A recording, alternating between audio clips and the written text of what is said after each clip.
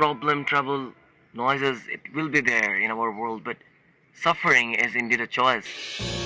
Suffering is a choice. That's exactly what I said to my 22-year-old self. যখন আমার জীবন ভেঙে চুরে শেষ হয়ে গিয়েছিল and I was just a step away from ending my life.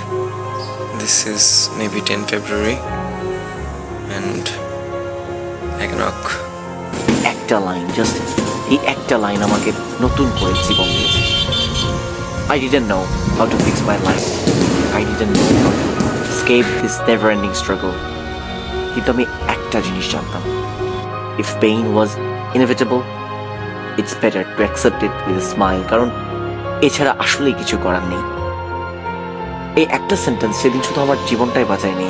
It gave me something stronger than hope. It gave me direction. It gave me a new life. আজ এই নেপালের পোখারায় এই মহাদেব মন্দিরে এসে এই একটা কথাই আমার মাথার ভিতর বারবার ঘুরপাক খাচ্ছে. হাই, আমি তন্ময়, আর এটা আমার নেপাল সিরিজের দ্বিতীয় ভিডিও. এই ভিডিওতে আমি আপনাদেরকে পোখারার 3টি তীর্থস্থান দেখাবো, 2টো মন্দির আর আরেকটি প্যাগোডা, সাথে শোনাবো জীবনের গল্প.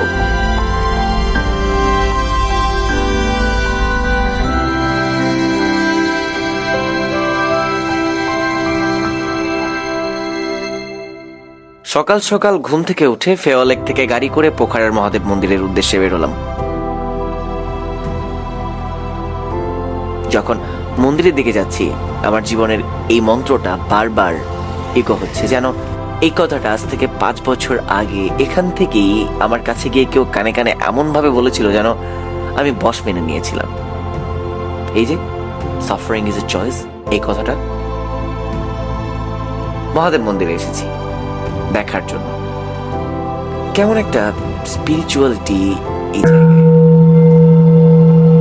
জানেন, আমরা সৃষ্টিকর্তার কাছে এসে সুখ প্রার্থনা করি, কিন্তু নিজেরাই নিজের ভেতরে পুষে রাখি পাহাড় সমান দুঃখ. আমরা শান্তি চাই, কিন্তু we refuse to let go. Mahadev তো স্রষ্টা. যদিও মহাদেব মশাইয়ের পূজা আমি করি না, কিন্তু এখানে মহাদেবের অনেক পূজারি দেখলাম, জানেন, যাদের এই মহাদেবের কাছে হাজারি কান্না দেখে মনে হচ্ছিল যে মহাদেব শুধু ওদের এই প্রবলেমগুলোই দূর করে না, সেই প্রবলেমের সাথে যে অ্যাটাচমেন্টগুলো থাকে সেগুলো রিমুভ করে দেয়. হে আল্লাহ, যা আমাদের তাকদিরে নাই তা মন থেকে বের করে দাও খোদা. এই কষ্টের যন্ত্রণা যে কিভাবে করে করে খাচ্ছে তা আমি কাকে বোঝাই, কে বুঝবে, কে দেখবে, কে শুনবে সে গল্প. Maybe that's why life breaks us sometimes, not to punish us, but to vacate us, so that something truer can enter. আসলেও কি আসবে আমি জানি না.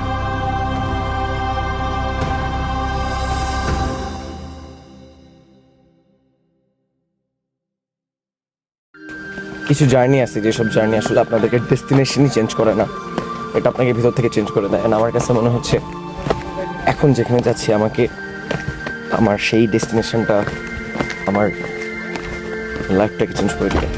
ওয়ার্ল্ড পিস প্যাগোডাতে এসেছি. এখানে পৃথিবীটা অনেক শান্ত, অনেক হালকা. Not because problem disappear, because they look smaller. We spend our lives running, chasing validation, carrying expectations that were never ours. And then we ask, why am I so tired? এই জায়গা থেকে আসলে আমার নোট ইচ্ছা করছে না, মনে হচ্ছে যে এখানেই বসে থাকি. একটা অন্যরকমের একটা শান্তির একটা অনুভূতি আছে এই জায়গায়. একটা জিনিস উপলব্ধি হলো, জীবন থেকে পালিয়ে বেরিয়ে শান্তি খুঁজে পাওয়া যায় না, মানিয়ে নিতে হয়. জানেন, প্যাগোডা না আসলে কথা বলে না, কিন্তু শেখায় আপনাকে অনেক কিছু. এখানে চুপ থাকতে হয়, আর চুপ থেকে বুঝে নিতে হয় অনেক কিছু. হুট করে একটা কথা মনে পড়ে গেল, যে কথাটা আমি মাঝে মাঝেই বলতাম, নিজের সাথে নিজের যুদ্ধ বড্ড ভয়ঙ্কর. নিজে জিতে গেলে নিজেরই পরাজয়. And then comes the cave, dark, cold, silent. Gupteshwar কেভে এসেছি, ঠিক হৃদয়ের ওই গভীরতার মতন, যেটাকে ছুঁয়ে দেখা হয় না. And this place reminds me, before every transformation, there is a darkness. We don't heal by pretending we're strong. We heal by entering the cave within us and sitting with our pain, not to suffer, but to understand. Because pain wants to teach us something, and suffering begins exactly when we refuse to listen. আমি পোখরা এসেছিলাম এটা ভেবে যে একটা tour দিচ্ছি, but I was actually healing my soul, remembering that life will always challenge us, but we still get to choose to break or to become. Suffering is a choice, and today I choose not to suffer.